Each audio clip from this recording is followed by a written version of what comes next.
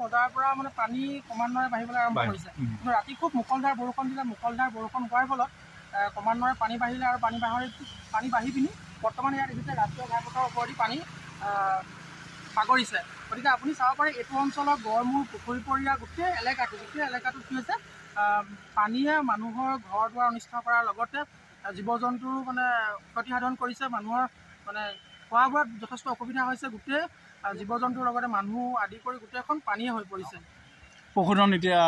পশুধনৰ যথেষ্ট মানে ক্ষতি হৈছে। তেওঁলোক পশুধনৰ কাৰণে খোৱা বোৱাৰ একো নাইকিয়া হৈছে। মানুহৰে খোৱা বোৱাৰ মানে অসুবিধা হৈছে। পশুধনৰ কি হ'ব? যিটো পানী বাগৰিছে কিমানখন গাঁও এতিয়া পানীত এফেক্ট হ'ব?